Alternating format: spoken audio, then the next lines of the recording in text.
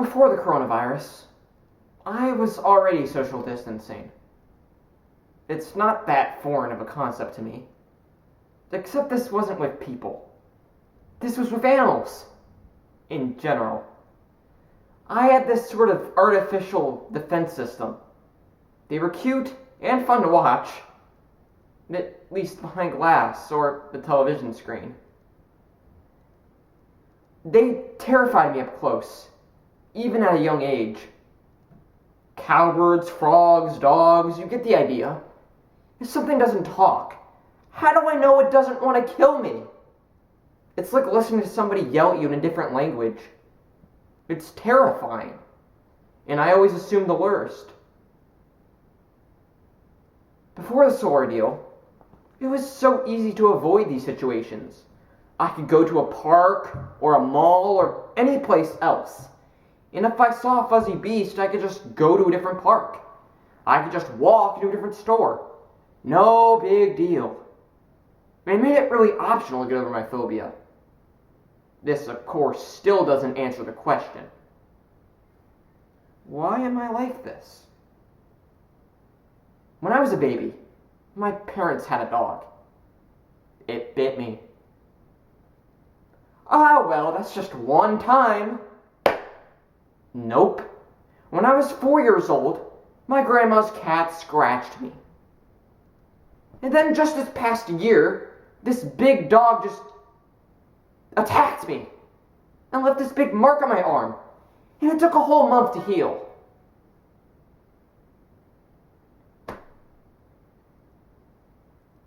You can imagine my excitement when my brother suggested we get a dog. I thought, maybe my parents will say no. I mean, owning a dog is a big responsibility.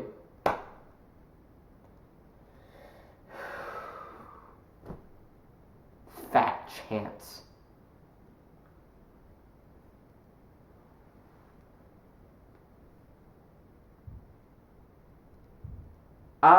This was one responsibility I wouldn't be able to avoid. I had to take care of something that terrified me. I couldn't avoid it.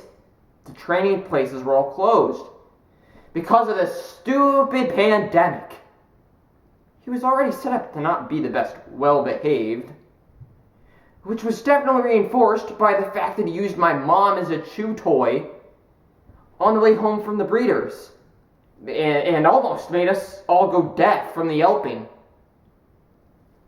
First few days, I kept my distance. A few days later, I lost that luxury once again.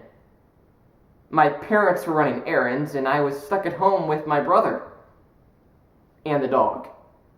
If he needed to do his business or eat, I was going to have to make contact with him. Otherwise, he would just bark and bark and bark and make my whole life miserable.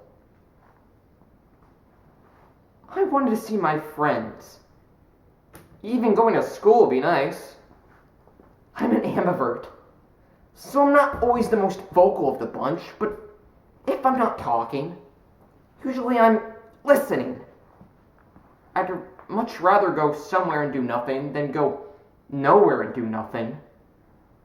If I was walking through the hallways at school, and I got to wave at my friends once a day, at least I'd still have friends to spend time with. I don't use social media all that often. I mostly just use Discord. And almost all the friends there are people who I only talk to online, never in person. I guess people don't consider them real friends. This dog was very real. But could he ever be my friend? My brother said it first. The dog doesn't like you as much because you barely play with it.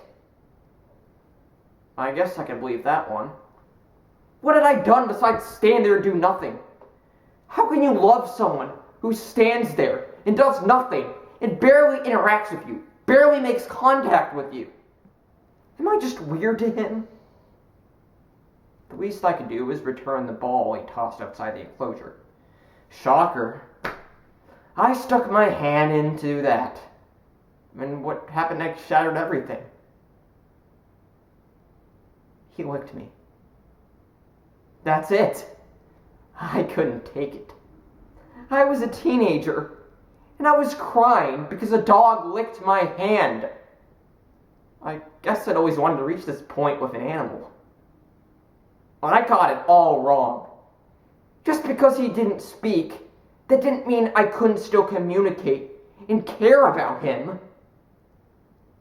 How hard could it be if all I had to do was be there for him to love me?